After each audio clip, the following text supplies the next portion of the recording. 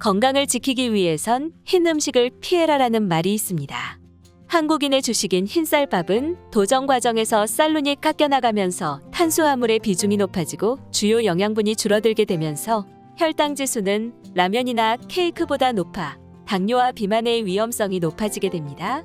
한국인의 식단에 빠질 수 없는 흰쌀밥을 보다 건강하게 섭취하기 위해선 흰쌀에 부족한 영양분을 보충해주고 급격히 오르는 혈당 지수를 잡아 당뇨와 비만을 예방해주는 이것을 넣어 먹는 것이 좋습니다. 이번 시간에는 흰쌀밥에 넣어 먹으면 건강에 큰 도움을 주는 음식 5가지에 대해 알아보겠습니다.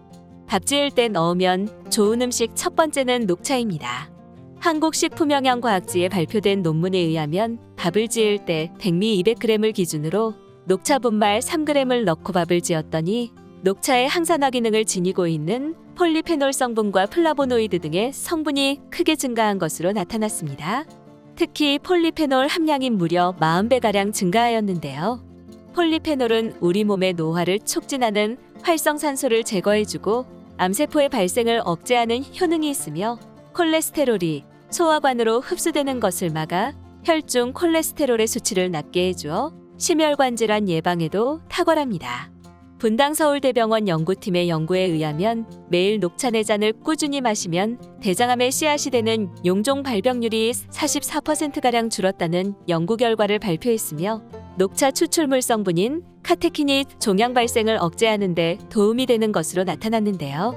뿐만 아니라 녹차의 카테킨 성분이 식후의 혈당을 급격히 오르는 것을 막아 당뇨 개선에도 도움이 된다고 하니 녹차를 넣은 녹차밥을 꼭 드셔보시기 바랍니다.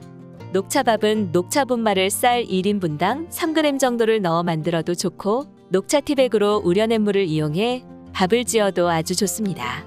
두 번째는 소주입니다. 밥에 소주가 웬 말이냐라고 하시는 분들이 계실 텐데요.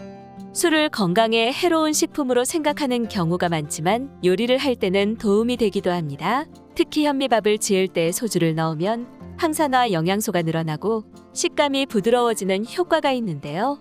소주 속 알코올은 현미에 든 항산화 성분인 폴리페놀이 잘 빠져나오게 도와 밥의 총 폴리페놀 함량이 높아집니다. 이렇게 함량이 높아진 폴리페놀은 강력한 항산화제 역할을 하여 노화를 예방하고 우리 몸의 세포가 변이하는 것을 방지해 암을 예방하는 데도 큰 효과를 나타내는 등 다양한 효능을 지니고 있습니다. 농촌진흥청 국립식량과학원 연구팀의 연구에 따르면 쌀 100g을 기준으로 현미를 30% 비율로 첨가한 뒤 한 그룹은 순수한 물 120ml를 다른 한 그룹은 물 100ml와 소주 2잔을 넣어 밥을 한 결과 알코올을 넣은 현미밥의 총 폴리페놀 함량이 순수한 물로 지은 밥보다 17% 많이 나온 결과가 나타났습니다. 현미밥에 알코올을 섞으면 순수한 물보다 끓는 점이 낮아져서 더 빨리 끓기 시작하기 때문에 딱딱한 현미밥의 식감을 부드럽게 만들어주기도 합니다. 결과적으로 알코올을 넣어 밥을 지으면 현미가 더 오래 끓어 식감이 부드러워지게 되면서 영양분은 더 높아지게 되는 거죠. 밥에 소주를 넣으면 소주향이 나면서 먹고 취하는 것 아닌가 걱정하는 분들이 계실 텐데요. 밥을 지을 때 넣은 알코올은 끓는 과정에서 모두 날아가 밥맛에는 영향을 주지 않기 때문에 전혀 걱정 안 하셔도 됩니다. 밥을 지을 때는 현미밥 기준으로 2인분을 지을 때 소주를 2잔 정도 넣고 조리하면 아주 좋습니다. 세 번째는 강황입니다.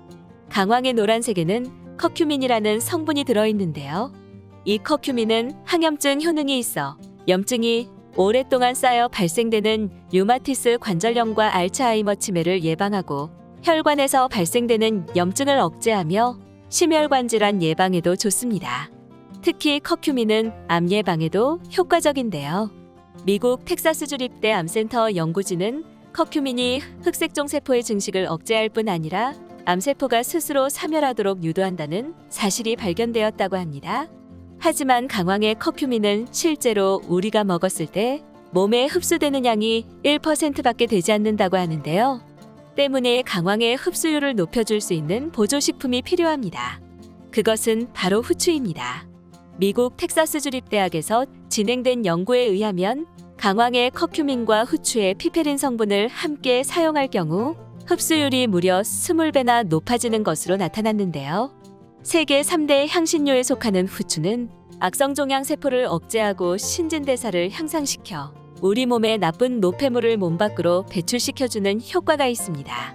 강황밥은 쌀 2컵당 강황 1티스푼 정도 넣고 후추를 3분의 1 티스푼 정도 넣어 만들면 고소하고 맛 좋은 강황밥을 드실 수 있습니다.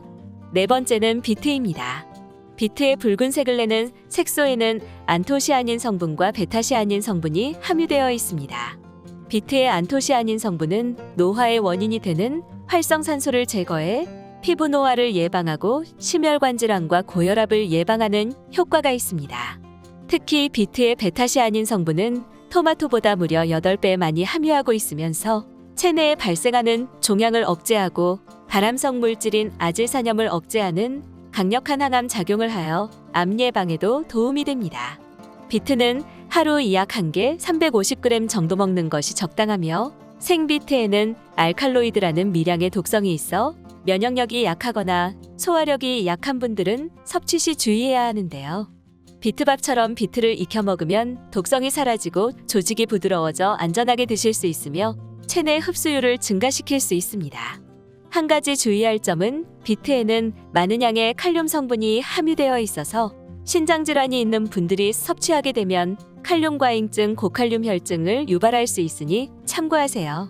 비트밥을 만들 때는 비트를 작은 깍두기 크기로 썰거나 얇게 썰어 같이 밥을 지으면 맛도 좋고 건강에 좋은 비트밥이 완성됩니다. 다섯 번째는 흰강낭콩입니다.